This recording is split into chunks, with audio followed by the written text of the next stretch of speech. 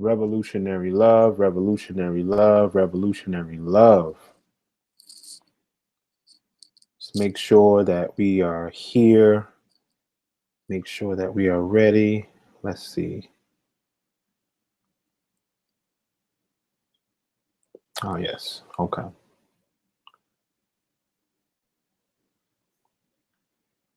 So we're about to get started with this thing right now.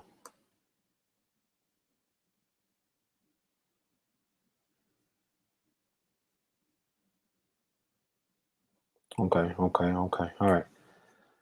Revolutionary love to you all. This is your man, Baba, Dr. Brother Samori Kamara, coming at you with another webinar. Today, we're going to be talking about educational freedom and how not to bring the public school system into your home, your homeschool, or your cooperatives. Okay. And so this is a very, very big point because many of us, when we are thinking about homeschooling, we fall back on what the Europeans have done to us. When we think about homeschooling, when we think about ourselves being a teacher, we think about much of the negative experiences that we had in the public school system. And if we're talking about homeschooling our children, we don't want to bring those kind of experiences that we had into our home, into our cooperatives, as we said. But the reality is, so many of us have gone through this thing for so long, we don't know anything different, right? We want to do something different. We want to do some African-centered stuff, but we really have never even studied any African-centered kinds of educational ideas. But that's why your boy is here. That's why I'm here to help you to help you get some alternatives to what the Europeans do, to help you educate our children for liberation and not the subordination that we're already doing. All right. And so when we begin this journey of homeschooling, we have to ask the question, what's going on in the schools? What's harming our children in the schools? And there are many things that are harming our children from all the testing, the grading, the Eurocentric curriculum, as we talk about, the lecture style of education that is most prevalent in the public school system at this time, and it really has always been there. So there's a lot of things that harm our children in those schools. So we have to ask the question: if we were developing the school system, if we were developing a school, and all the European things that are done in the schools right now were not available to us, how would we run it? That's a good question to ask yourself. For me, and for a lot of folks who think like me and who have studied folks like Amos Wilson, they would ask themselves, what kind of people do we need to solve the kind of problems that we have? What is the purpose of education? And Amos Wilson would say the purpose of education is to secure the survival of a people. And so if that is the purpose of our education, that education is going to look a lot different from the education that our children have been or are getting in the public school system right now. And if the purpose of our education is to secure our survival, not only now, but in the future, then we're going to do some things differently than what we are doing right now. Right. And so it might not just be, lectures. It might not just be always giving you a B, or C. It might be something totally different. And we have to be open to those different ideas, those African ideas, if we want our children to get the kind of education that we need, that kind of education that's going to get us free and not just continually be subordinate cogs in somebody else's machine, and usually a European machine. Because the reality is that in 1916, 1816, the vast majority, if not over 90% of African people work for white people. In 2016, the vast majority of Black people, over 90%, work for white people, work for other people. And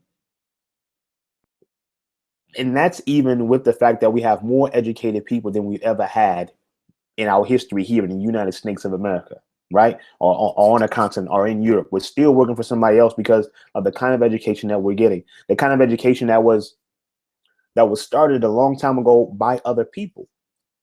If you think about the school system here in the United States of America, many of them go by a curriculum that was started by the Committee of 10 in 1892. There's a reason why you take algebra first, and then you go into to geometry, then you go to algebra 2, then you go to physics, then you go to these things, because some white folks at Harvard said this is what we want the children to know if they're going to be coming to Harvard, right? But a lot of that stuff is not relevant at this moment. They didn't have psychology at that moment in that curriculum, so we don't teach psychology in high school for the most part. You know, they didn't have business at that moment at Harvard, so we don't teach business in high school, right? This is somebody else's curriculum. This is somebody else's idea of what is a correct education. This is somebody else's idea of a factory education. So we got to do something different. Let's not bring their education into our home. Now, I'm a lot like most of you out there. When I decided to start Kamala Academy, or Black Star Educational Cooperative, first and foremost in 2009, all I knew was the public school system. I'm coming from, you know, a PhD program, right? Now, actually, if I would have gone by the PhD kind of curriculum, then the classroom would look a lot different than it did look like, right? So I was just going by my elementary experience, my middle school experience, my high school experience, and my undergrad experience, right? But if I was going by my PhD experience, it would have been a lot different, because whereas high school, undergrad was mostly lecture, right?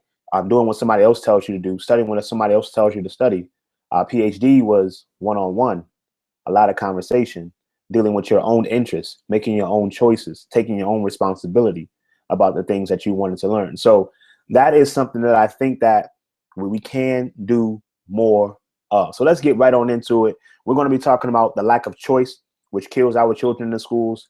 It will kill you as well. It does kill us every day in our lives when we don't have a choice to do what we want to do. We got to do something because the boss said do it, or something like that on that plantation, right? We're going to talk about how the public school system stifles the creativity of our children. We're going to talk about the ills of letter grades and testing, you know, and we're just going to talk also about the Eurocentric curriculum and how it affects us and what we can do to combat that in our own homes, in our own cooperatives, and other things as well. So let's get right on into it. Number one, we have to deal with the fact that grades are misleading. Let me say that again. Grades are misleading. Grades are not needed. What is the history of grades? Why do you even get grades in school? You ever think about, I mean, you think about grade, you think about grade A beef or something like that. I don't even eat beef. All right. So I don't want that. But the idea of grades came from a guy named Ferris, and then not Tim Ferriss, but this guy in the 1800s. He wanted a method to teach more students without having to dig deeply into their mind, without having to actually get to know them one-on-one and have those conversations with them to see what they knew and what they did not know. So he developed, or he borrowed the idea of grades from shoe manufacturers. Shoe manufacturers had this idea of, okay, we got this standard. We want to make sure that all of the shoes meet the grade. He borrowed that concept and brought it into the university setting and said, okay, we're going to start using this so that we can teach more students and we can get them their feedback faster. But it did not do anything positive for the students. It just made it easier for that particular teacher, right? And again, coming into Kamali Academy and starting it, I was off. I was like, look, it's definitely easy just to put an A, just to put a B, just to put a C. But what does it mean? You know, even at the University of Texas, the 40 acres, that's what they call it. I was a teaching assistant and I was teaching a class in, you know, the Black Power movement and all that kind of stuff to over 200 students. And after the class, you know, students would come up. Some of them would say, man, give me some more books to read. You know, I really enjoyed this class. And sometimes they were the C students in the class, right? And then you have some A students, a lot of white students, a lot of black students who were A students, but they didn't want anything to do with black people or black history studies ever again in their life. What kind of student you think I wanted? The student who who got the A but didn't want to hear about these things anymore, or the student who got the C but who was very much interested and wanted to learn more and go deeper into the topic, right? That student that got the C was the kind of student that I would always want, right? Because those letter grades don't mean much. Let me give you an example. Comparing two students. So you got a student who both of them got an 85 on the test, right? In math, let's say, right? One student, he had 5 sections, let's say. One student got one question wrong in each section, right? So you had the addition section, you had a subtraction section, you had division section, multiplication section, let's say word problem section, right? That student got one wrong in each section. And then he got an 85, right? The other student got none wrong in 4 of the sections, but got all of them wrong in 1 of the sections. Now, which student has a better understanding of the ideas? All of the ideas. The one who got 1 wrong in each section, or the one who got all of them right in 4 sections, but none right in that last section, right? So the same grade, different understandings, right? Different needs going forward. So that student who got 1 wrong in each section, okay, all right, we just need to work on this and that. I see what we have to do here. But the one who got all of them wrong in that section, he might need, or she might need, a great deal of help in that particular topic, right? So just having that letter grade, just having that number doesn't really tell us much about what our children really, really know. We have to dig a lot deeper, right? Also, in reality, parents don't give grades. Do you give grades to your children? Oh, you wash the dishes. I'm going to give you a B+ for your dishwashing. You know what I'm saying? I mean, do you give grades to the people in your life and your relationships? I'm going to give you a C tonight, baby, because the food wasn't A+. I'll give you a C. How would a person feel if you were giving them grades in real life, right? Also, when we give grades, a lot of times our children begin to only look for those grades, particularly in school, right? So they're saying, listen, what did I get? I understand what you're saying, that I need to work on it, but what did I get? Did I get an A? Did I get a B? Because if I get a C, my mom will go, that's not a love of learning there. They just want to get the right letter grade. And our children will focus on pleasing the teacher if they can get a good grade. If it gets to the point where I think our children will, if they say, listen, 2 + 2 is 5, and that's going to be the correct answer on the test, our children will put 2 + 2 = 5 for that good grade. Right? Many of you who have college degrees, you've done it. You've put wrong information down. Why? Just to get the good grade. Some of us say, hey, I'm going to take 2 sets of notes. I'm going to take the truth, and then I'm going to take their notes that I need to regurgitate back to them. But we don't have to do that in our homeschools, in our educational institutions. We don't have to do what we had to do in their situation. We can just give our children the truth. We can just teach our children and not have to deal with those grades, right? Our children are very good sometimes. Most of our children are not very good at this, and I applaud them because they're rebels. But many of our children are good at pleasing the teacher, giving the teacher what they want. When I see a 4.0 student, I'm not impressed by a 4.0 student, because that tells me this person never bucked the system. This person was equally interested in everything that the teacher was saying all the time. Come on now. That's not realistic. That person was probably playing the game of school and not really learning very much, right? Not really learning very much. A lot of times also, it stops learning. So, my child says, or, your child says, hey, I got an A. I'm done with that. I don't need to think about that anymore. I got an A on it already. And we know a lot of times when we get to the testing portion, we know that we'll take a test one day and we've forgotten everything that we got right on that test the next day, right? So let's not even put grades there. There were no grades in traditional Africa, right? I mean, our children, our ancestors made their children actually do something. Like, are you able to do it? Are you not able to do it? Can you pass this thing? Did you pass, according to our standards, or do you fail according to our standards? That's all we care about, right? And so that's something that maybe we should implement, right? Also, when our children are doing something, instead of giving them a letter grade, right? Really talk to them, really ask them questions. So maybe some of the questions should be something like 3 questions. What did you do well, right? Allow them to speak. What did you think what did you do well on this particular assignment, on this particular project, right? We can also ask them, what did you find challenging, right? Get them talking, get them critically thinking about their own learning. Allow them to self-assess, and not always have somebody outside looking at them, telling them this, this, and this. Have them actually look at their own behavior.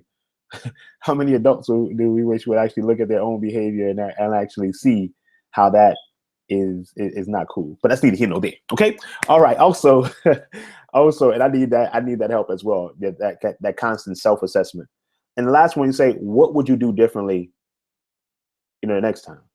Right. A lot of times, our children, get grades and we can't make up anything. Right. We can't continue to try until we get it right. Like, look, you got that grade, move on. We're moving on to something else, particularly in the public school system. In our systems, we don't have to do that. And I'm not only talking about grades in terms of numbers, but grades in terms of levels. Do we need first grade, second grade, third grade, fourth grade, fifth grade, sixth grade? Do we need that?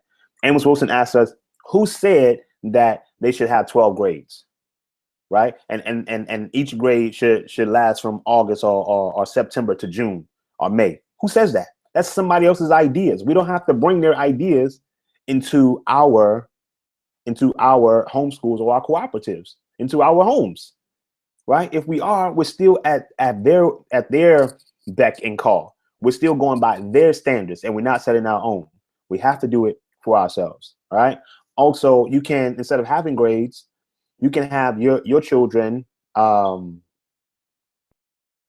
can have your children set goals for themselves and see if they meet those goals, right? And if they can meet those goals, then you move on. If they haven't met their own goals, then hey, they can continue to go until they meet their goals. Now, you can be a guide on the side. You can help them, to make sure that the goal is appropriate for them at their particular age, their particular level.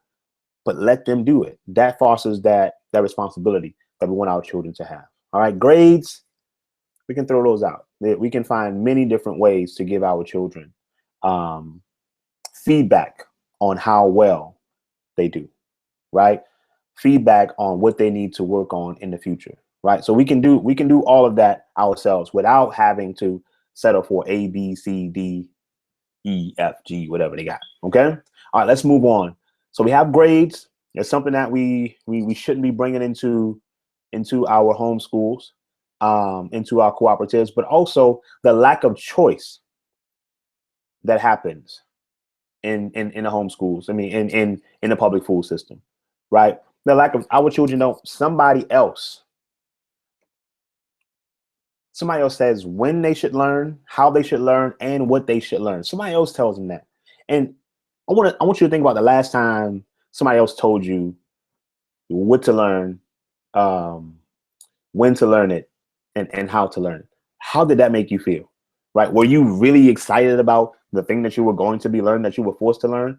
Probably not. It's like someone else, orders your meal without taking into consideration your taste buds, your likes and dislikes, right? Somebody else orders your meal, forces you to eat it, and then monitors your digestion. And if you don't digest it the way they want you to digest it, then you're wrong, right? We can't do that. We can't give over that powerlessness to our children. We must allow them to have that customization. We must allow them to have some choice, and not fake choice. Not just like, yo, I'm gonna put you on Khan Academy, right? And you just do whatever you want to do. That's still somebody that who set those parameters of what's on Khan Academy. Now if you think, okay, hey, I'm not trying to give my children that much choice, right? They ain't ready. They're not mature enough, and that might be because they're 4 and maybe they're 16. They're just not ready yet, right? So one of the things that we can do in our homeschools, in our cooperatives, in our rites of passage programs, whatever, is to give our children that 20% time. This has been popularized by Google. They call it the Google 20% time, but it actually comes from, I believe, a company, 3M. 3M is a company that makes stuff like they did like the Post-it note and many other things, I think, in the stationary field, right? And so what they do is they give their employees maybe a day out of the week to just work on something that they want to work on that has nothing to do with the work that they do for the rest of the week, the 8% of their time, right? And they found that when people allow that choice, that autonomy to do what they love and what they want to do, they learn better, they create more, and they're more creative in what they do, right? So if you're not ready to just be like, yo, go in on and, tell me what you want to do. If you don't want them to lead 100% of the time, which is fine, because as an African, we wouldn't let our children lead 100% of the time. That's not, they'll be trying like raising themselves. There's a reason why we're the parents. There's a reason why we are the elders in our community. There's a reason why, we are the teachers, because we can help them grow in a certain way, right? Help them develop their talents, their natural talents, and bring them to the next level, right? So it doesn't have to be every day. I'm not saying, your child should just be running the ship. Nah, but allow them to have that time. And so you can do one day out of the week. You can do 1 hour out of the week. Start somewhere.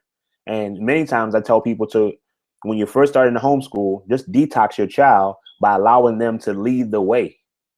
Allow them to not only have 20% of the time, maybe 80% of the time they do what they want to do, right? In terms of education and whatnot. And even if it's not something that is dealing with education, there's always educational implications in whatever we do. And as a teacher, as a parent, as a warrior parent, as a warrior teacher, we can help them see those things. And, we can help them grow in ways that are academic while they pursue their maybe even recreational pursuits, right? So give them that 20% of the time, give them that 1 hour, whatever. Allow them some choice, right? Allow them some choice. And so, I mean, I know that even if, we take medicine against our will, we don't have a choice to take this particular medicine, it can still work to heal us. But we even know that when the mind thinks that this medicine is going to help me, then the body will heal a lot faster, right? So we have to give them, if we give them that choice, the educational process will go a lot more smoothly, right? And again, we don't have to bring that lack of choice. We don't have to bring what they have given us in the schools. And let's stop saying also, well, they're gonna have to get used to somebody telling them what to do. They're gonna have to get used to, doing what they don't want to do. Just because many of us live a life that is uninspiring, unmotivating, that is oppressive, we do not have to pass that on to our children. If we want our children to develop a world that's different from the world that we have right now. So let's stop saying you're just going to have to get used to it. No, don't get used to having to do what somebody else tells you to do all the time. Rebel. And there is so many reasons why we should be rebelling, particularly at this time, right? Instead of always being, always doing what somebody else tells us to do, always going by their parameters, always staying and just simply marching us.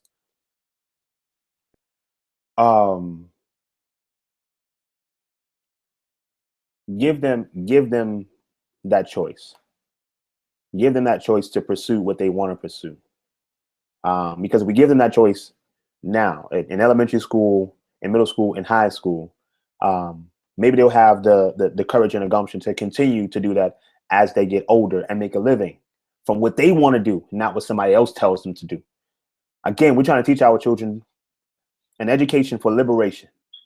And if we tell our children, you're going to have to get used to, it's like, you're going to have to get used to picking cotton, so you might as well, no. Teach them how to get away from the plantation in the beginning, right? Let's move on. But with choice, they also develop that responsibility, that self-determination to think about what they like, to think about what they want to do, and actually pursue a goal that they themselves have set out for them, not what somebody else set out for them. That is making our people very childlike, and it also makes our children very childlike. We don't want to keep them there. We want to give them more responsibility as they get older, more and more and more, so they can be the kind of people that we need them to be. There's a reason why a lot of black men, a lot of black women aren't really men, aren't really women, because they've never had the responsibility to do things on themselves, on their own. They never had the responsibility to think for themselves. Somebody has always told them what to do, right? Let's move on. With choice comes a lot of motivation. And I say this proverb all the time, and I guess I'll leave this particular conversation with this proverb. If you want to know how fast a child can go, send them where they want to go. Send them where they want to go, and you'll be amazed. Let them read what they want to read. You'll be amazed how their reading comprehension shoots up, even if the stuff is difficult to read, right? Yeah, motivation comes with that. Give them some choice, and they'll be better for it, right? So we have grades, we have the lack of choice. Let's move on to just talking about the fact that our children have to like fact memorization seems to be all they care about in the public school system, and we don't have to bring that into our schools.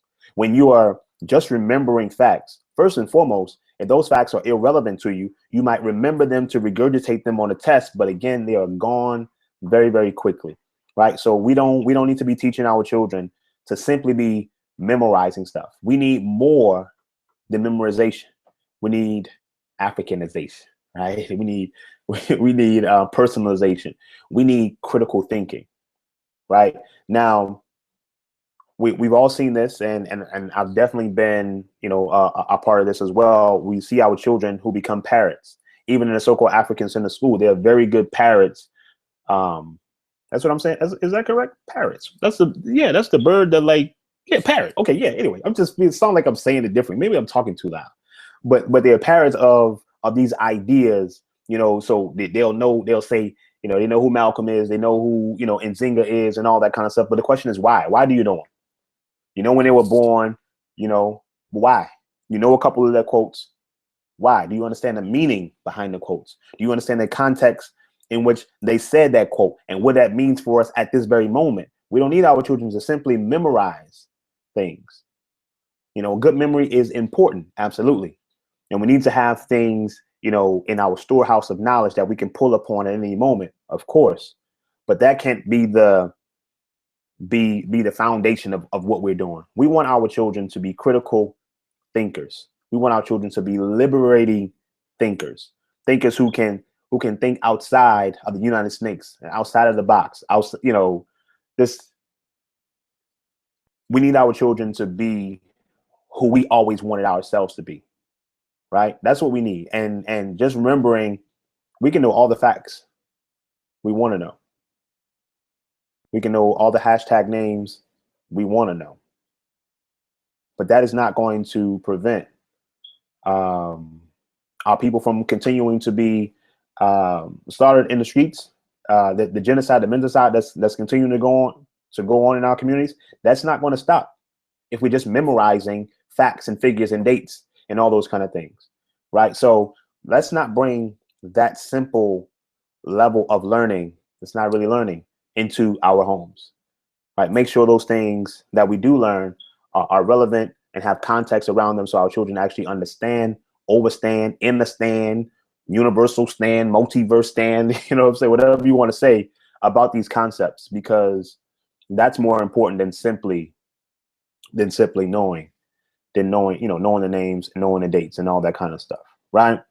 Because again, we know that those things are quickly forgotten. Once we stop chanting those particular, they're quickly forgotten. And many of our students, many of my college students, I taught at a couple universities. If I asked them to take a test in the fall of something that they learned in the spring, most of them would not be able to pass the test that they just took in the spring. And it's not because they're dumb, but it's probably because the information wasn't relevant. They remembered it for a particular time and then they lost it, right? So people say we don't want to prevent memory loss over the summer with our children. They have all kind of programs that you can buy to prevent that. We have to ask the question, if it was, do you forget things that are relevant? Do you forget things that you care about? right? That you care to know, you don't really forget that. You know, because probably you probably use those things on a daily basis. And so it will be a lot harder for you to forget them, right? Also, when you have the memorization, that is the fact memorization, that is so important, schools become boring, right? And then you take those tests, and you know there's no context to them. It's just, we should be telling our children, go figure it out for yourself, right? Because really, you know, with the advent of Google.com, a lot of the facts we don't have to even commit to memory. We should have a lot of these things in our memory, particularly our story about our identity, who we are, where we come from, and where we need to be going. Yes, but a lot of the facts that we are pumping down our children's throat in the public school system and in our Eurocentric homeschools, we don't have to push that down their throats because it's already there at our fingertips. So we got to go deeper into the understanding. So even if you tell them, okay, but man, we got to memorize all the planets and their name. Okay, cool. We can also go on Google and figure that out. But deeper than that, why are they Greek names for the planets? What did African people call those planets before the Europeans came along and renamed them? So that's going a little bit deeper than just memorizing what the planets and the solar system is, right? So have them go figure it out for themselves. Have them critically think. Don't give answers so quickly. Ask questions, right? Even if your child asks you, hey, you know, why is the sun and the moon out at the same time? Even if you know the answer, let's go find out, right? You go find out and you tell me. You know, or ask the question, why do you think that is? Right? So again, fact memorization is garbage. Don't bring too much of that into your homeschools, into your cooperatives, right? Make sure we are really teaching our children to be critical thinkers, right? And if we're giving them multiple choice questions, that's not really critical thinking, right? Because there's no way to explain your answers on a multiple choice question. Is either, and a lot of times when you have those 4 answer or those 5 answer choices, many people can make an argument for each, unless it's a math problem and it's just, you know, it's going to be one answer. But that's neither here nor there. Let's move on. So we have grades, we have lack of choice, we have fact memorization. We keep it moving. We also have the fact that schools have this lecture structure for the most part that is no good. I mean, that's one of the worst ways to learn. We know that we remember, what was the stat? I guess I can go on Google right now and find it, but I think it say like we remember 30% of what that's high. I think it was like 12% of what we hear, 30% of what we read, and 75 or 90% of what we actually do. Right. So the lecture piece is all about teaching people by having you talk and having them listen. That's one of the worst ways to teach. But when you have the public school system as it is, when you have one teacher or 2 teachers, let's say in you know, at a good school, you got 2 teachers in the classroom, so that's good, right? No, okay, so you got 2 teachers and 30 children, 1 teacher and 30 children. How else am I going to be able to teach? You know, I mean, I'm gonna have to, you know, stand up there and just talk. But there's a better way. You know, in terms of African culture, you know the people. Not only do you have 2, you're gonna have multiple elders. You're gonna have multiple people in a community dealing with a group of our children, right? And so they can get to know them, really understand, you know, where they're coming from, what's going on at home, what are their talents, their gifts, what are their weaknesses, right? And be able to deal with them in that way. But in the public school system, as a former public school system teacher, I had 180 students in a day, right? 6 classes, at least 30 in each class. That it can get tiring, right? You know, in trying to deal with all of the different personalities, you're gonna know 2 students. You're gonna know the so-called knuckleheads who's giving you a lot of issues because they're like, this stuff is whack. I'm about to be out of here. I'm like, yeah, bro, I know, but I'm saying, just, you know, hold me down, man. I got 30 other students. And you know, the ones who get all the answers right. And many of our children fall through the cracks because of that ratio. We don't have to bring that lecture style into our community, into our homes, into our cooperatives. Another thing about the lecture style is that the children are sitting down most of the time. Our children are sitting down for 7 hours in a day. Where they do that at? Should we be doing that to our children? And I would definitely say, no, we should not be doing that to our children, right? Particularly, I was going to say, particularly when they're really, really young. But God, when they're older, how many of you want to sit down for 7 hours talking about you learning something? You ain't learning nothing. You just listening. You sleep. You're probably back there on your phone and all that kind of stuff. That's not the way to really, really learn, right? In terms of traditional African education, what we can do, we must learn more by doing. There's a lot of information in textbooks, yes, but most of it we ain't gonna remember, and in the traditional African culture, you didn't have classrooms like we have now. The world again was a classroom. Outside by the tree was the classroom. The tree was the lesson for the day. We were out and about. We were doing something. We were doing something with our hands that tied into what was going on in our minds. That was tied into what was going on in our heart for and for our love of nature and our love of our community and the love of our nation. All right. And so we got to learn by doing a lot more. Now, this is not because like some people think that learning by doing is simply like some lower level thinking. No, I mean, you have to use your mind as well, right? Intellectuals do stuff as well. A scientist is going to be what? Doing stuff. And then he may talk about his findings after he did something. He may write a paper after he did something, experimented with something, got some things wrong and figured out some things. That's what we have to continue to do with our children, right? We don't have to bring that sedentary, that talk at you, sage on stage kind of teaching method to our children. Let me move on. All right. Teach by example. In our homeschools, you got to teach by example. And so a lot of times the parents, I know what y'all be doing. Y'all be printing out worksheets, putting them on the table, telling y'all children to do it, and y'all going to do something else. We have to give our children that attention, that affirmation that they deserve, right? We have to challenge ourselves to learn with them and do things with them. If you don't know, how to make mathematics more applicable or contextual in your situation, go online and figure it out. Don't just sit them down somewhere and say do this. We have to be with them and active with our children, right? Also, in traditional African culture, everything was about an apprenticeship. We have to do more of the apprenticeships,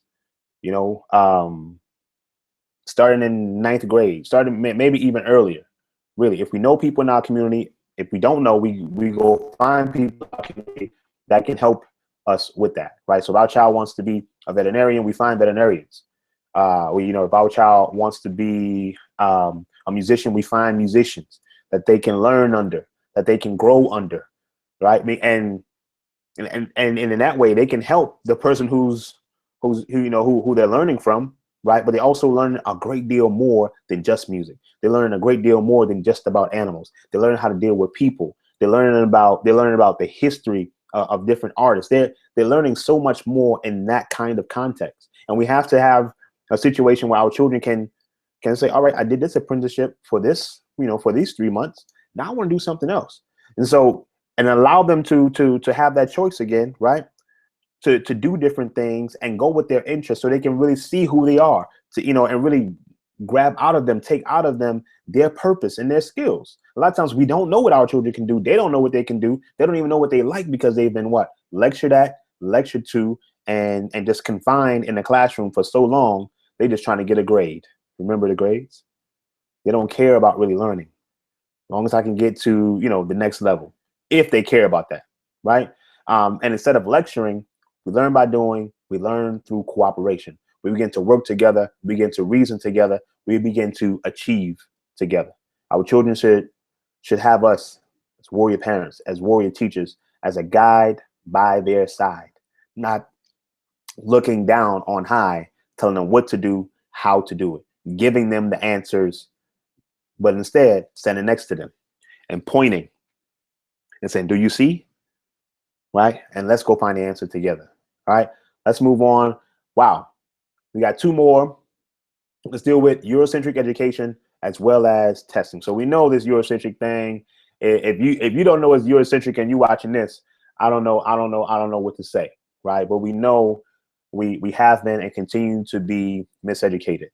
The school systems are not doing anything that they are not supposed to be doing. If somebody else runs the situation that we put ourselves in, we're going to go by their rules, and they're going to teach us what they feel is important to them, not us.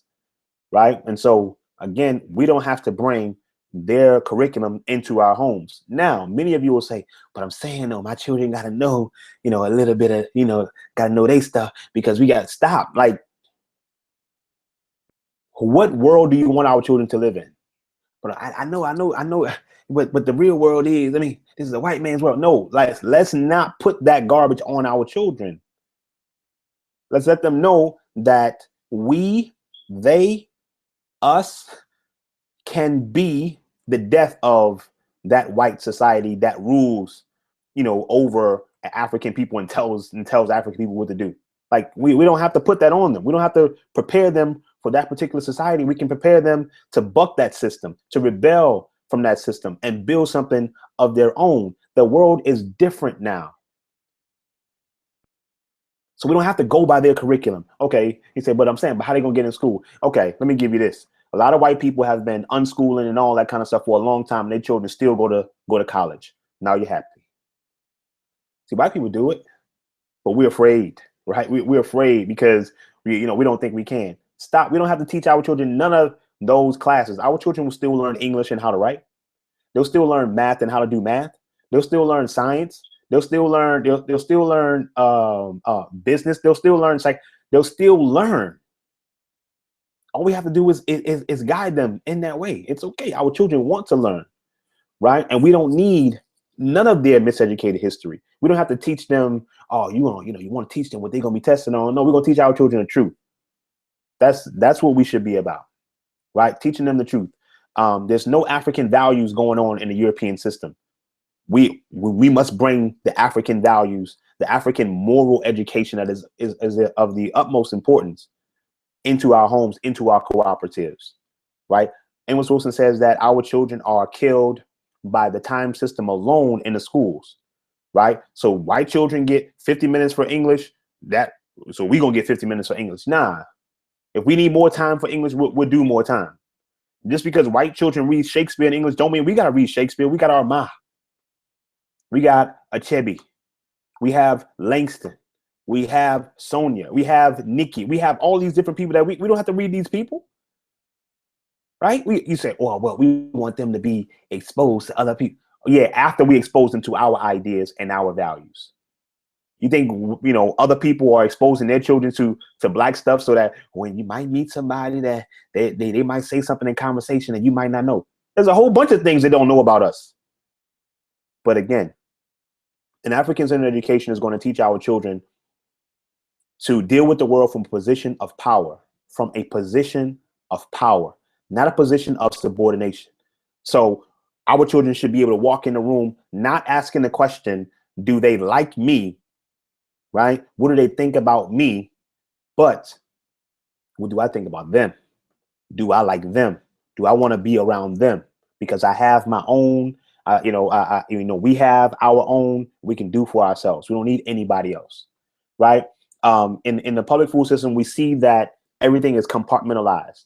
Everything, we have it. It's separated: English, science, math, history, all those different things. That's very European, right? But in our situation, in our homeschools, in our cooperatives, we must make it more holistic, right? Because the reality is everything is connected, right? If we understand it from an African-centered perspective, an African perspective, everything is connected. Nothing is disconnected from another thing. So if we're talking about science, we got to talk about math. We got to talk about even language and so-called English or different languages, right? We got to talk about history, because all of those things are our story. All those things play a part in that. So we don't have to teach our children in separate. Now, for some of you who are just getting started, I recommend, if you're just getting started, you teach each of your children reading, learning how to read, and mathematics on their own level, right? Individually, so called, while putting in those times for group and cooperation with other folks as well in those subjects, and then also teaching everything else together. So our story, a science, dance, whatever, teaching those things together. So if we're learning, mathematics, we can also be learning mathematics while we're doing dance. If we're learning dance, we could be learning mathematics and science, and the beauty of language in the written form and the beauty of language in the dance form. So we can all have that together. So again, I'll say, teach reading and math on your child's own level and individually, and you can learn everything else together, particularly if you're dealing with multiple children in one home or in one cooperative. Okay. The Eurocentric education is a factory education. It's trying to fashion our children into, again, cogs in somebody else's machine. Our children are like the raw materials being finished into products that are of no use to African people for the most part. The vast majority of people that go through schools, most of them are no good for African people. That's not just me saying this. I'm sure you see it, right? These Negroes with all the good education, like myself, right, with a PhD. But I kept my African mind going through that situation. Most of us don't, right? But even Carter G. Woodson said that in 1933 in The Miseducation of the Negro, that the black man and the black woman who has put on the finishing touches of European education are absolutely no good. They are of no use to the African people. And I've seen that to be true, because how the hell could we have more PhDs, MBAs, masters, bachelors, and all that kind of stuff than we've ever had in our life here, in our history here in the United States of America, and we still in such a powerless position, or at least think that we're in a powerless position mentally? Something is wrong with the kind of education that we get. And again, we cannot bring that kind of education to our children. All right. There's a one-size-fits-all kind of curriculum in the public school system. We don't need that either. Our children are unique. They have unique gifts. They have unique taste and interests. We should play on that. We should thrive on that. And again, to educate means to educe. So it comes from the Latin root educe, which means to pull forth. Right. So we need to pull forth from our children their special gifts, their personal talents. Right. Not just give them a curriculum, again, made by somebody else, even if the curriculum is made by Kamali Academy. If you want some more resources from us, then please go to KamaliAcademy.com, KamaliAcademyStore.com, and all those kind of things. But if that curriculum doesn't match up with your child, or if you can use that curriculum to then use that curriculum and then tweak it for your child, that's the thing that you do, right? You don't want to just take some one size fits all like they do in the public school system and give to our children. It didn't work for them there, and it's not going to work for us in our own places of education, right? And so we're talking about African-centered education. At the root of that is rites of passage. At the root of that is apprenticeships. And at the root of that is having our children understand what it means to be a man and what it means to be a woman in this particular society. If we want anything to change in our community, we have to directly teach our children what it means to be a man, an African woman, and what we need them to do. So in relationships, right, their relationship between each other, between men with men as brothers, sister and sister as sisters, black man, black woman as a family, and also us, just as a community. We need to teach those things very, very directly. Because if we don't develop a great identity, an African identity, a unity, if we don't develop a love for who we are, where we came from, and where we are and where we can go, if we don't develop that, we're going to continue to see what's going on and have nobody there to stand up for us. Where are our warriors who will deal with the people who continue to harm us? Where are they? They are there, but they haven't been properly educated. They haven't been groomed to be those warriors that we need, right? So we have to do that in our schools. And That is the most important part. You can forget about all the academics. I don't care how much you know, because we know a great deal, where we still can get shot down, right? And nobody's going to come to our rescue, right? We know all the books, right? So our warriorhood as Black and as African men and African women are most important. Our familyhood, our thoughts about family, our practices in our family are much more important than those other things, right? Let's move on. I'll leave this section, this Eurocentric education, with a short Kenyan story. This Kenyan community, they told some young brothers to sit in a circle, about 10 of them, right? And in the middle of them, they had nice bowls of honey, and they gave each of them a 5-foot spoon and told them to feed themselves by only holding the tips of the handles of the spoons, right? And so they tried to feed themselves with those long spoons, but they realized that they could not do it. One of them yelled out, "We can't feed ourselves." And so one of the elders said to them, "Feed each other." And with those 5-foot spoons, they were able to easily feed each other, and everybody was satisfied. We got to teach that kind of unity in our schools, in our cooperatives, in our homes, right? Because if we're not, then what are we doing? We have a lot of smart people who can care less about Black people, so we need more of that. We need that umoja. We need to directly teach or help teach the principles that we have, like the principles of Kwanzaa, the Nguzo Saba, but the principles, those morals and those values that we need for our community, right? Because if we don't, we're going to have the same thing over and over again. Lastly, testing. A lot of the testing, the testing piece fosters a lot of cheating. We know the teachers are cheating because their pay is tied a lot of times to the test scores of their children. So they're like, look, baby, I'm gonna help you get. Don't worry about it. So they get caught cheating. Our children are cheating, and that's not a good situation. There's a lot of stress on our children, and our children don't do well with stress. How well do you do on the stress? Particularly about a thing that you don't even want to do. You know what I'm saying? You're stressed out about it.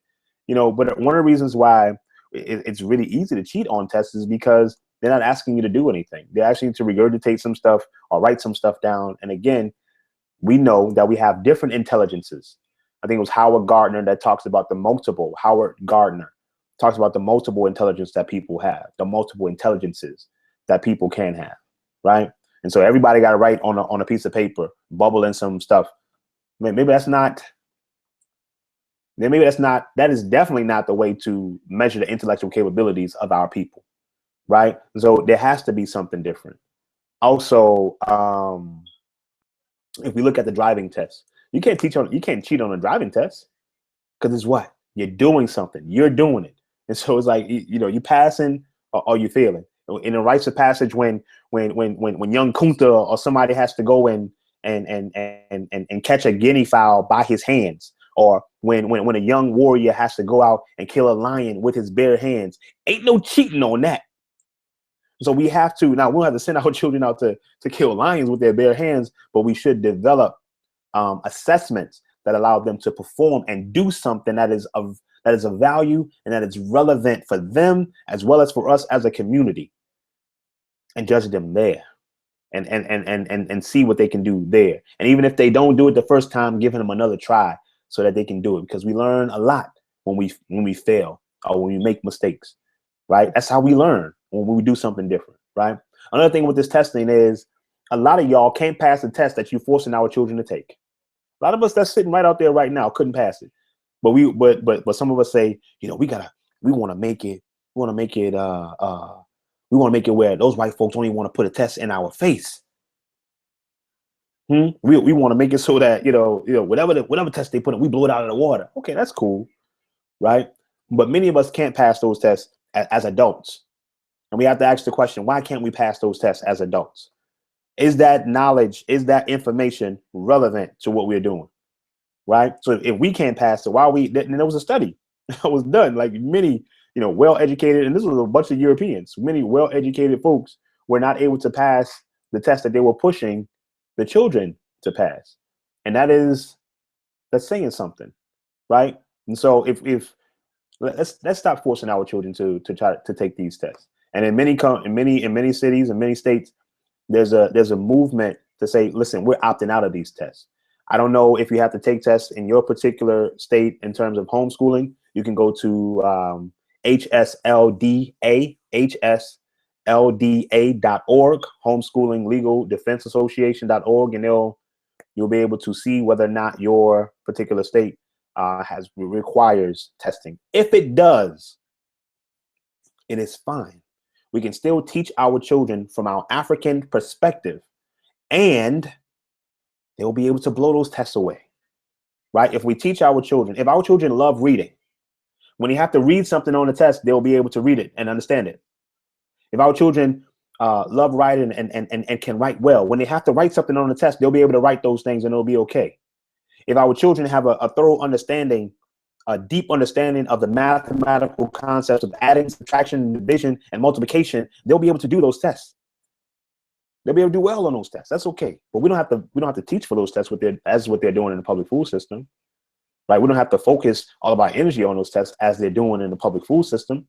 Right? We teach our children to love learning, to write well, to speak well, to read well, to articulate well, to do math well, and understand themselves as an African, and those things will take care of themselves. Hope you agree. All right. In the school system, they're teaching our children that more, some subjects are more important than others. Right? Everything is interconnected.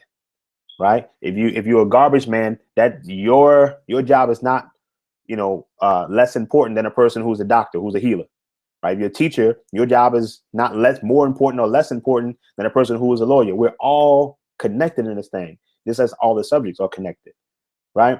Also, as I said, we teach to the test, and let's stop telling our children that, well, in life, there's always going to be tests. So you might as well just get used to it. No, life is full of situations that will test you. Life is full of situations that will challenge you. Yes, but life is not filled with standardized tests where you're gonna have to bubble in stuff. That's not life. That's not real life, right? So let's stop putting it on our children and stop bringing it into our homes. Again, if you have to take a test, don't stress over it. Teach your children well. Teach them through projects. Teach them, to learn by doing, to read well and write well, know those kind of things, and those things will take care of themselves. All right. So hopefully you got a lot out of that. Some of the common mistakes that we make is that we don't trust ourselves enough.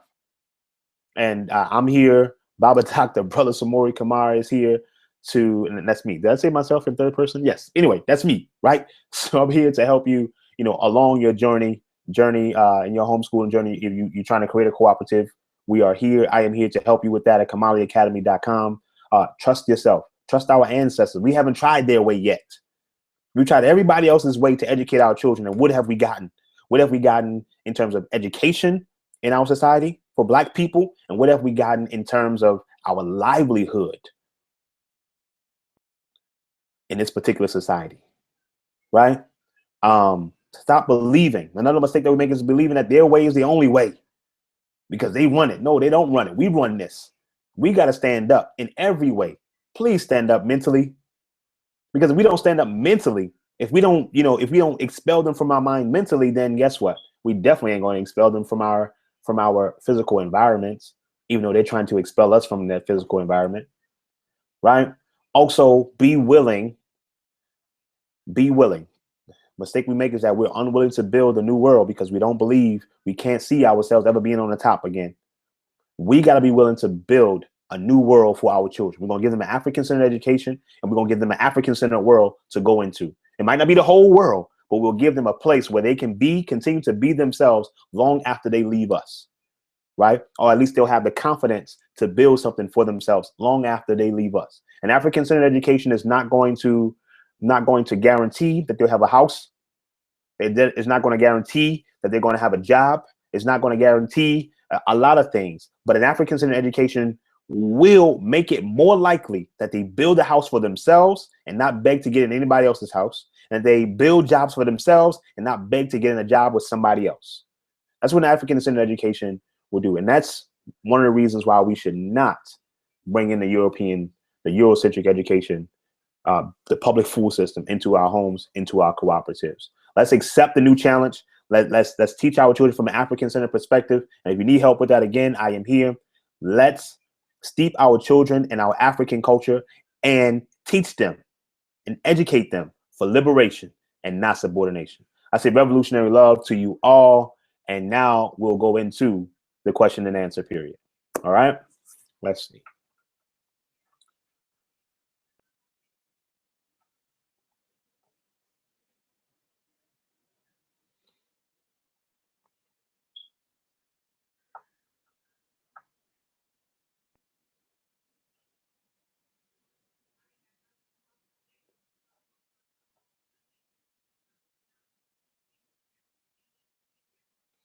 Okay, let's see. Let's see.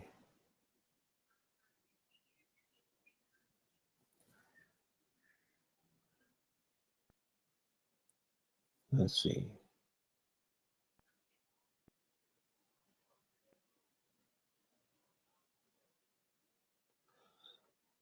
Socialization teaches your child to conform to the society. Does that mean you see it as a negative? This is a couple comments that people have back and forth there. The socialization that we get in the European society is absolutely negative for African people, right? Let's see. Let's see.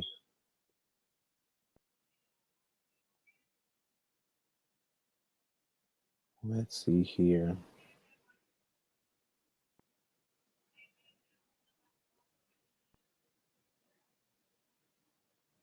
Okay, someone's asking if we still offer our mental math exercises videos. Um, yeah, you can. We have our mental math class. You can go to kamaliacademy.com and click on the online classes, and then that'll take you there. So you'll be able to see how you can order that. Where can I get your Our Story book? You can go to kamaliacademystore.com. That's also right up there underneath the video. You can go and check that out. kamaliacademystore.com. Let's see if anybody else is saying anything.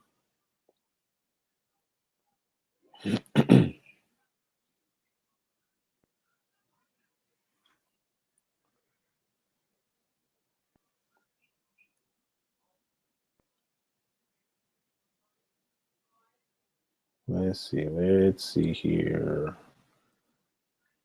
Let's go this way. Lewis. Okay. Okay. What age should you start homeschooling? I would say we're always, our children are always learning.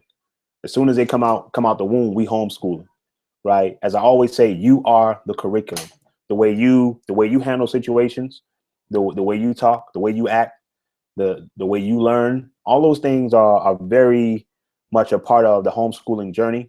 And you start that immediately. The way you talk to, your wife or your husband, that's homeschooling. Our children do a very poor job of, again, listening to what we say, and a very good job of doing what we do, right? So the whole idea of do as I say and not as I do, it's funny because my mom used to tell me that all the time, but of course a lot of times we do the exact opposite of what they say. you know but in terms of like a structured kind of thing, um depends on who you are, depends on who your child is.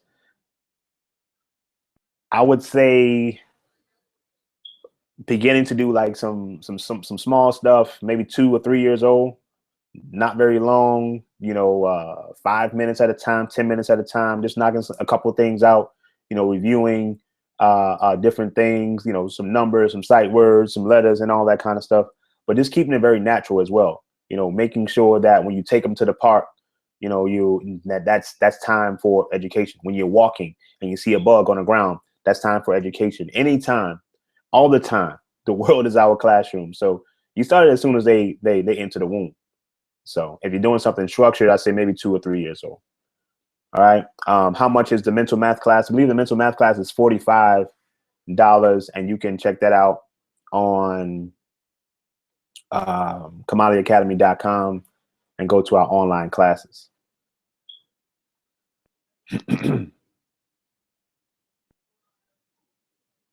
Oh, and feel free to share this joint, you know, with other folks as well.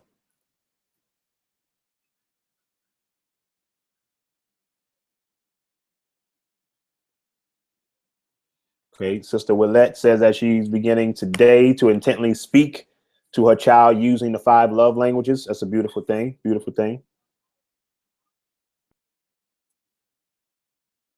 How to develop a website. That, I guess that's more of our warrior startup. So you can go to thewarriorstartup.com and get more information about that. But developing a website, just go to a place like WordPress.com and you get a free website there at yourdomain.wordpress.com to get started. There's a lot of different themes that you can get for free or you can purchase that can make your website look, you know, very professional very quickly. All right. All right. All right. This is a question answer section. Going once, going twice. Got to get these questions in there. Let's see. Let's see.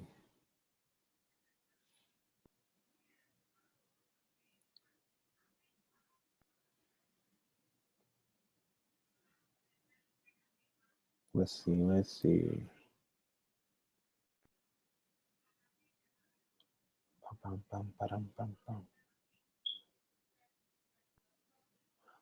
All right. So there's a Sacramento homeschool co-op would love for me to come and meet with them. Sure. Sankofa Know Thyself Academy. Sankofa. That's cool. I can come. But I live in Ghana, West Africa. So Accra. So maybe next time, maybe y'all should come visit me on the continent as well. All right.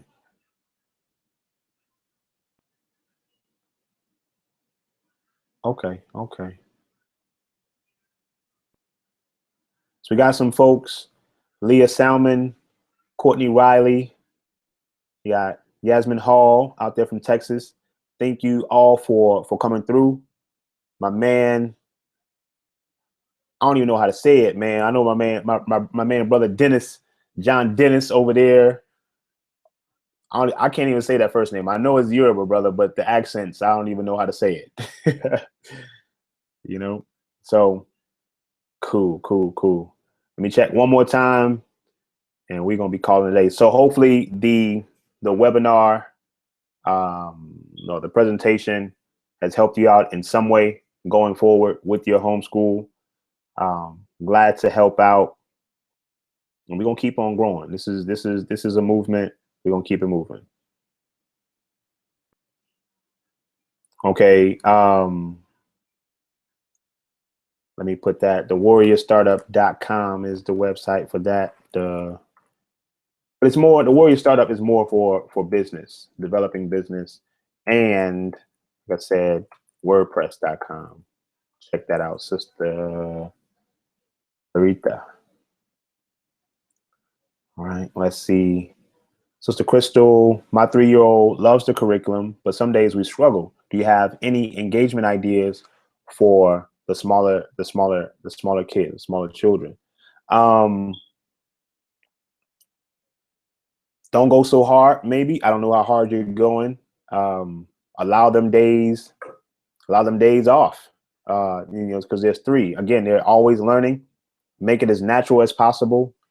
Make it as natural as possible for the young ones. I have a 4-year-old, so with no leeway, you know, I'll allow her to lead sometimes and say, look, what do you want to learn about? And we would go ham learning about, you know, a particular topic a lot of times that I had no idea about, right? And so it was always a good experience, and it's always very engaging and motivating for her to be learning about something that she want to learn about, particularly with her Bible right next to her. So those are some of my best memories. And so if you have those days, just like you have bad days, you know, allow them that, and just keep it moving for a little while. Just keep it moving, and try again, next time. But one of the most important things about homeschooling is our relationship with our children. Like we have to develop, just good relationships with our children, and have our children understand that whether they get the answer right, whether they get the answer wrong, we still love them. Right. So many of our children are, they feel like our love is conditional, as they say. Right. And so that it's important for us to make sure that we love them through it all. Right. And have them understand that it's okay to fail. So you're talking about, we want to make sure our children have a growth mindset. The growth mindset is a mindset that says that I can grow, my mind can get stronger, my brain can learn more if I put the time and effort into it. But then you have the fixed mindset. The fixed mindset is an idea that, listen, if I don't already know it, I ain't gonna know it. My intelligence is fixed, right? And we see a lot of people, a lot of parents, who say things like, I don't do good in math. I'm not a math person. I'm not a reading person. I'm not a whatever. Please don't ever say those things in front of your children, because then that'll give them an excuse, right? But we also want to be the kind of example that shows them that, hey, put your mind to it and you will be able to learn it. You'll be able to do it, right? And so that's what we want to do. Make sure, again, that our children know that we love them no matter what. Speak their love language. Don't stress them out, right? We have time. We have time with these things, man. I know we at war. We want to make sure that our children know that even at war, they still have our unconditional love and trust. They'll rise to our expectations if they understand that we care about them and understand where they're coming from. All right. Let's see. What are some ways to advertise a homeschool program? I saw the sister from, or the person from, for Hodie Shule, they're saying, like, go to the community events, be at the Kwanzaa events, be at the bookstore and all that kind of stuff, and to let people know that, hey, you got a school, and you're looking for some like-minded parents and all those kind of stuff. Just be more available. Also, you might want to put things up, of course, on a social media in your particular area to let people know that, yes, we have some other options here than the public food system. Okay.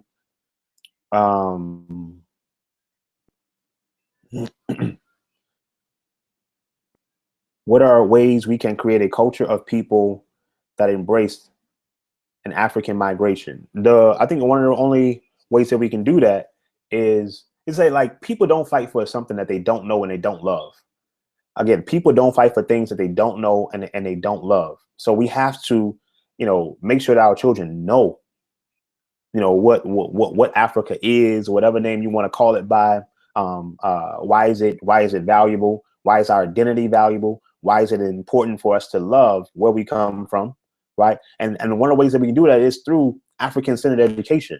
And I focus on the children, man. I'm not trying to convince adults to repatriate, to Africa. I just use my example.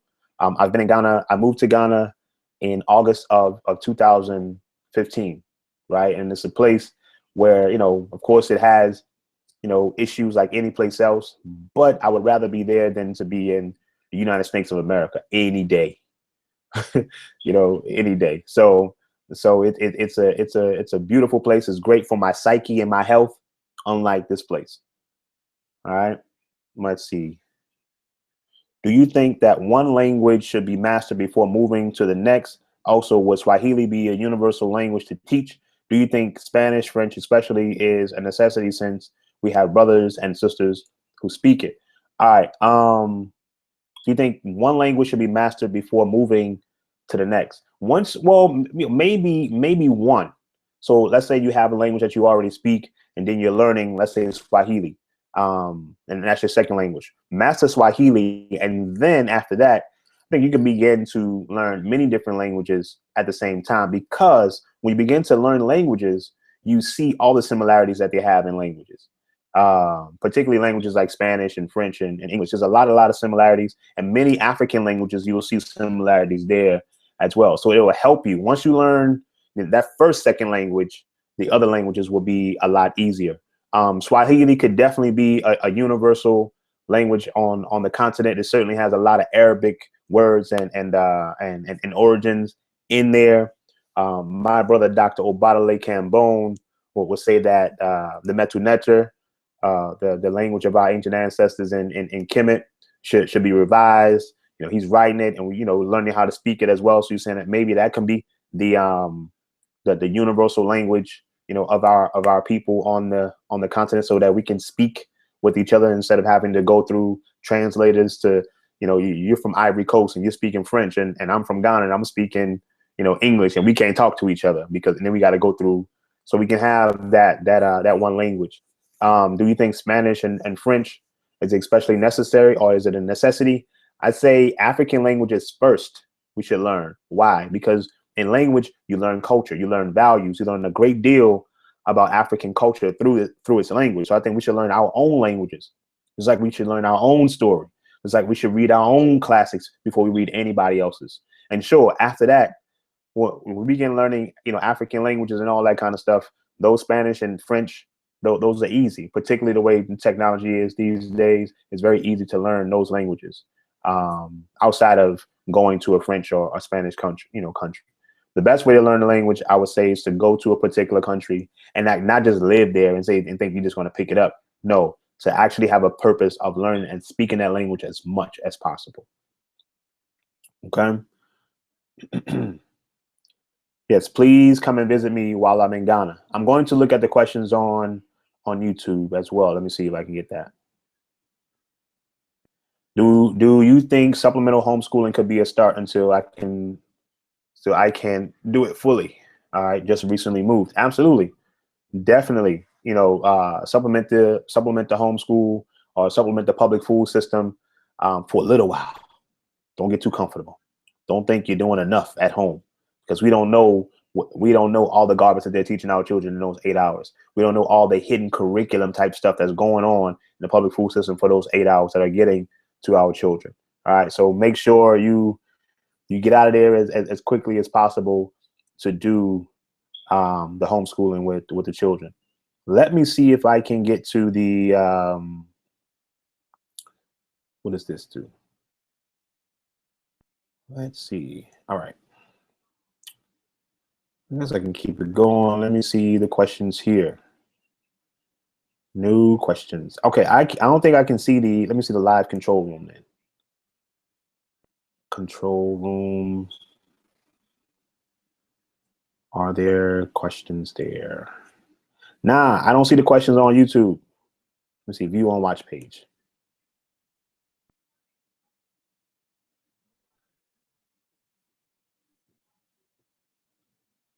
Let me see if I bring this from over here and bring it over.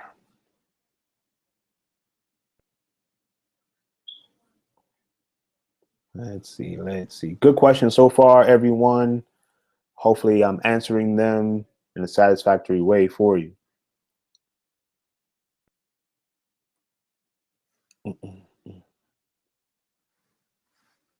Once this is asking how important would you say it would be to be a part of a co-op? I think, co-ops are very, important.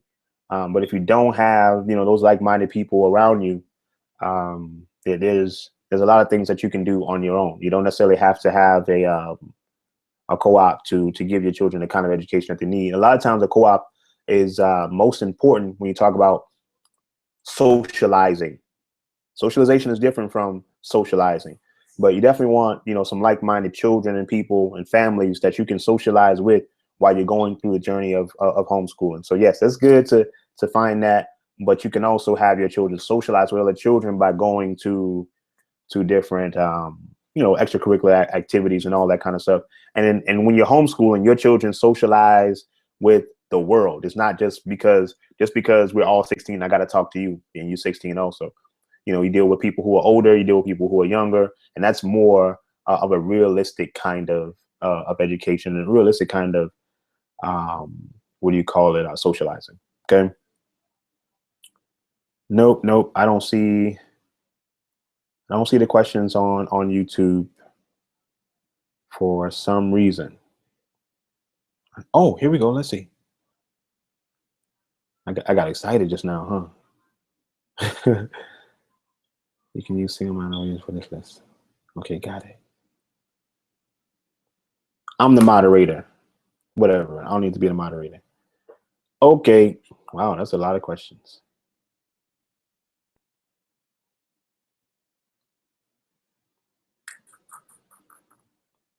Let's see. Okay, good info. All right. Do you think it's okay to give a letter grades in homeschool? I started this one out talking about letter grades. No, letter grades are really invaluable. We should be giving our children we don't need to give them letter grades. We should be giving them assessments that really assess whether or not they can do a thing, and not just be, say give them an A, give them a B, because really what does that mean? It doesn't really tell us much about what they actually know how to do.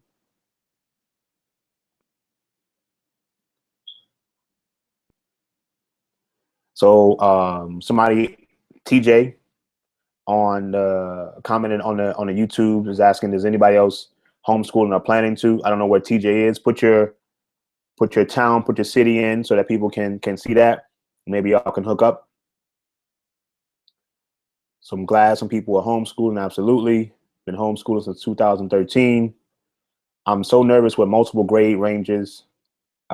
Kia, how did you do it with the multiple grade levels? So she's asking Kia that.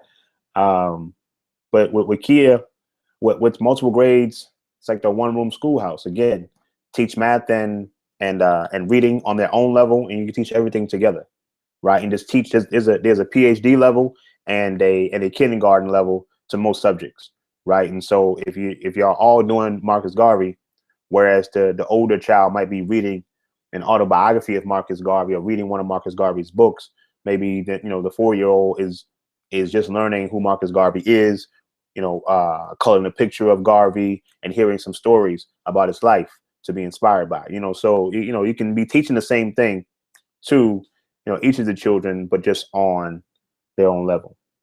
Okay.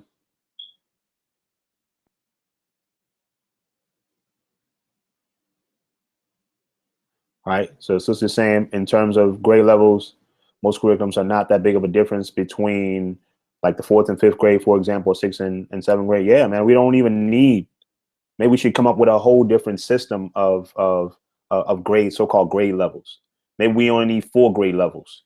And I think that's something that we in the so-called African-centered community, conscious community, as they say, can think up and help develop. And again, everybody doesn't have to use it, but I think it'll be something that'll be valuable for the community.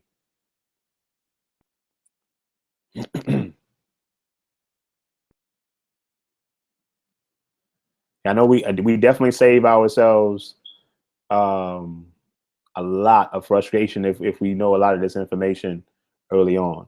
And we have to, like, sometimes I was just talking to a parent out there in Ghana.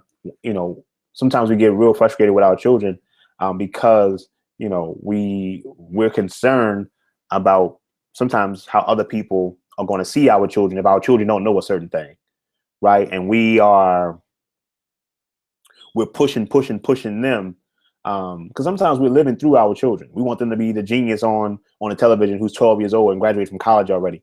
That ain't gonna be everybody. Right? Our children have their own levels, their own growth. They're our seeds. They have their own potential, right? And so they're going to be, it's going to be an acorn tree. It's going to be an apple tree. We have to just give them the right kind of environment, the right kind of nourishment, make sure they get the right kind of sun so that they may grow the way they are going to grow, with or without you. We can help them grow better, but they're going to grow anyway. And they're going to grow with their own purpose, with their own interests. We just have to help them along the way. Okay. Definitely learning geography of Africa with your kids. A lot of the children in Africa don't know much about the geography of Africa, right?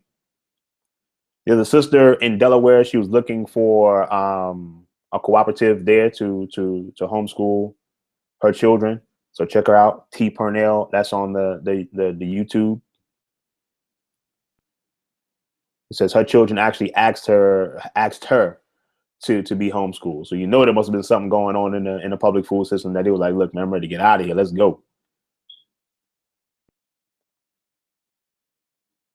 Okay, okay, okay. Are the online classes interactive with other students? You can definitely, when you join one of our online classes, you can definitely talk to the other participants there. We're also developing live classes for this fall, starting in September. We'll have a couple classes where it will be, the teacher live there every other day, whatever the schedule will be, and you'll be able to communicate with the teacher, the warrior teacher, as well as the warrior students as well. How do you help your child be more focused? How do you help yourself be more focused? That same child is probably very, very focused when they're interested in something. I'm sure that child can sit, a long time when they're interested in what they're doing. So that's very trite. That's very general. What I just said, but I find that to be true a great deal. So we have to ask the question: why aren't they focusing?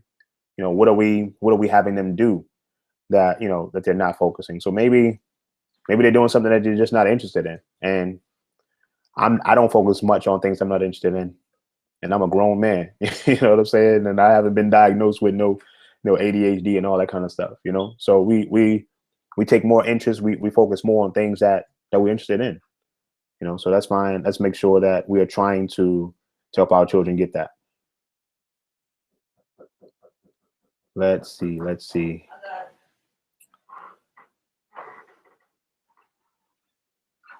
So how do you get an African American centered curriculum? Again, go to kamaliacademy.com.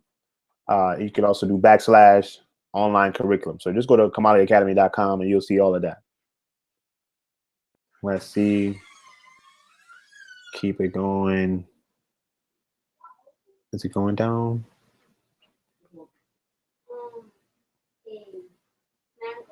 All right, all right.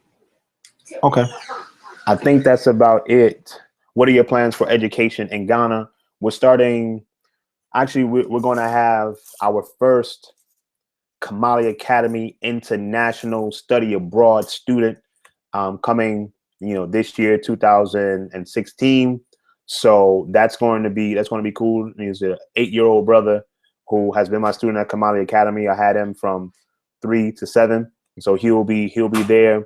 We got a beautiful curriculum that is in the works for him, where he'll be leading the way. Sometime, and he will learn a great deal about Africa. We'll be traveling, and it's going to be a beautiful thing. We'll definitely keep you all posted on how that goes. I definitely want to make that into something where we can seriously have a study abroad program for our children. Coming from the United States or wherever in the diaspora, to come on back home to Africa, to Ghana, at least for a couple months at a time. That's mom's walking back and forth in the joint, yo. I told my mama I was doing a webinar. Let's see. All right, let me go back to the website to see if there are any questions there. Thank you for all of the questions. Feel free to continue to hit us up, even on kamaliacademy.com. I also do coaching, homeschooling coaching to help you. You can do 30-minute sessions, hour sessions, 6-week sections of coaching. Let's see.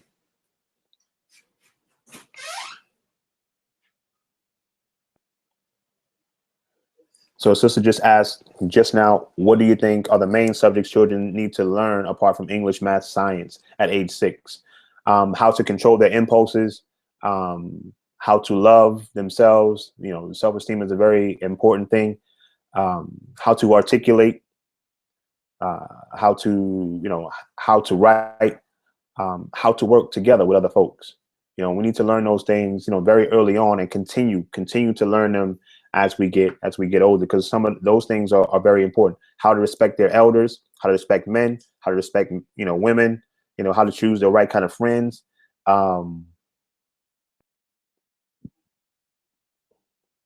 Identity, developing their African identity is very, very important. More important Those things I just said are more important than I think English, math, and science are at the age of 6, at any age, right? How to get the curriculum, KamaliAcademy.com. Will you be speaking at the Liberated Minds Homeschool Expo in Atlanta? Yes, I will be there.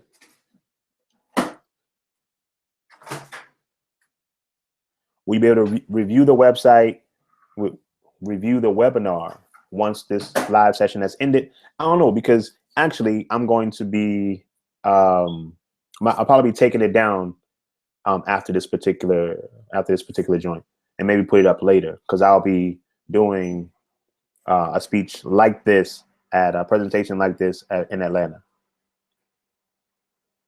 And so in Ghana, not only will we have the study abroad piece going on, we're also starting a cooperative out there called Abibi for Hodie Adisude, Adisua. That's tree. I'm sure I'm butchering it, but I'm learning. Okay. So again, Abibi for Hodie Adisua, which means freedom school.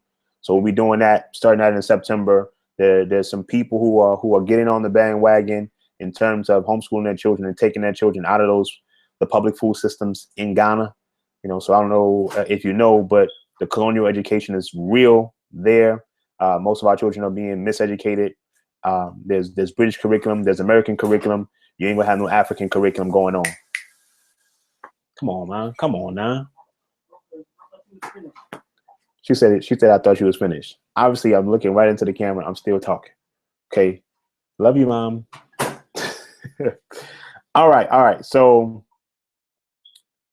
let's see. Do you know of any of the next homeschool seminars, webinars, or workshops in what city I desire to repatriate to Ghana? Okay, so come to Atlanta, July 15th through the 17th, 2016 for the Liberated Minds Homeschool Expo. You can go to liberatedmindshomeschoolexpo.com to get more information about that. I'll be there, as well as many of the greatest minds in terms of African-centered education and business will be there. I'll be giving a presentation about educational freedom, as well as about our Warrior Startup and some of the ideas that I teach in that thing. And it's just going to be a beautiful situation. And, you know, it'll be a great place for you to network with other folks who are homeschooling around the country, because we come from everywhere, right? So that's going to be a great thing. You should definitely do it. Schools in New Orleans, you have homeschool cooperatives in New Orleans. If you're looking for something African-centered, I don't think so. There's a school called Adinkwanola that is decidedly not African-centered, but you can check that out.